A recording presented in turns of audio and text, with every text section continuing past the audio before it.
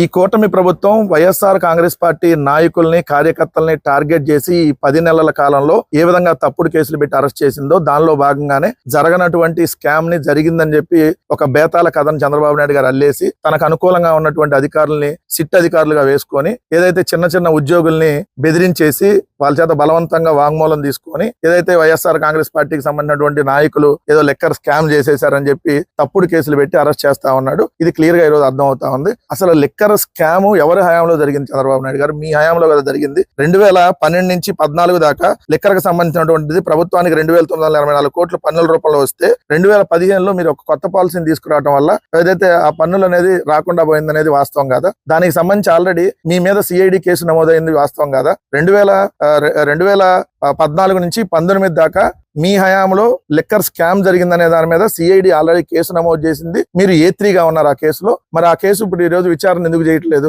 A3 గా చంద్రబాబు నాయుడు గారు liquor scam లో A3 గా ఉన్నటువంటి చంద్రబాబు నాయుడు గారి మీద ముందు కదా విచారణ చేపట్టాల్సింది. సో అట్లానే ఇప్పుడు అధికారంలోకి వచ్చిన తర్వాత కూడా మళ్ళీ మీరు ఈ రోజు లెక్కర్ కి సంబంధించిన దాన్ని ప్రైవేట్ వాళ్ళకి అప్పచెప్పేసి 14% మార్జిన్ ని పెంచి ఏదైతే 3000 కోట్ల రూపాయలు రాష్ట్ర ప్రభుత్వానికి వచ్చేది రానికుండా చేశారు అనేది ఆల్రెడీ ఎక్సైజ్ వర్గాలు చెప్పినటువంటిది. మరి 3000 కోట్ల రూపాయలు మరి ఎవరి జేబుల్లోకి వెళ్తున్నాయి? ఆ జేబుల్లో నుంచి మీ జేబుల్లోకి ఎంత వస్తున్నాయి? ఇప్పుడు కదా స్కామ్ జరిగినట్టు. సో 2014 to 19 అలానే ఇప్పుడు 24 మొన్న మీరు అక్టోబర్ లో తీసుకొచ్చిన పాలసీ నుంచి ఇప్పటి వరకు లెక్కర్ లో స్కామ్ జరిగింది. వైఎస్ఆర్ కాంగ్రెస్ పార్టీ హయాంలో ఎక్కడ స్కామ్ జరగలేదు. ఎందుకంటే వైఎస్ఆర్ కాంగ్రెస్ పార్టీ ప్రభుత్వం వచ్చిన తర్వాత లెక్కర్ పాలసీని ప్రభుత్వమే చేపట్టి ప్రభుత్వమే మద్యం దుకాణాలు నిర్వహించింది.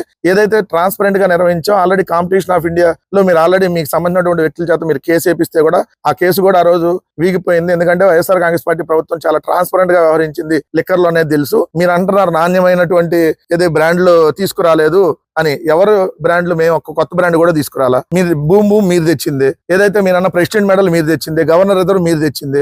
ఈ రోజు ఇంకా చీప్ బ్రాండుల్ని తీసుకొని వచ్చింది మీరే కదా.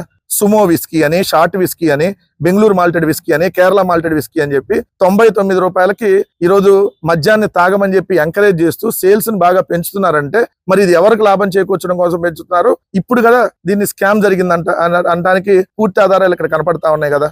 ఏదైతే విచ్చలవిడిగా బెల్ట్ షాపులు, ఏదైతే మద్యం దుకాణాలకు సంబంధించిన టెండర్లో మీరు చేసినటువంటి గోల్మాల్లు, ఇవన్నీ చూసిన తర్వాత లెక్కర్ లో స్కామ్ మీ హయాంలో జరిగింది, వైఎస్ఆర్ కాంగ్రెస్ పార్టీ హయాంలో జరగలేదనేది స్పష్టంగా కనపడతా ఉంది. రాజకీయ ప్రత్యర్థుల్ని టార్గెట్ చేసే దాంట్లో భాగంగా వైఎస్ఆర్ కాంగ్రెస్ పార్టీ నాయకులు వేధించేటటువంటి వాళ్ళలో భాగంగానే లెక్కర్కు సంబంధించి స్కామ్ జరిగిందని ఆరోపణలు చేస్తూ తప్పుడు కేసులు పెట్టారనేది మాత్రం మరోసారి ఈరోజు స్పష్టంగా కనపడతా ఉంది.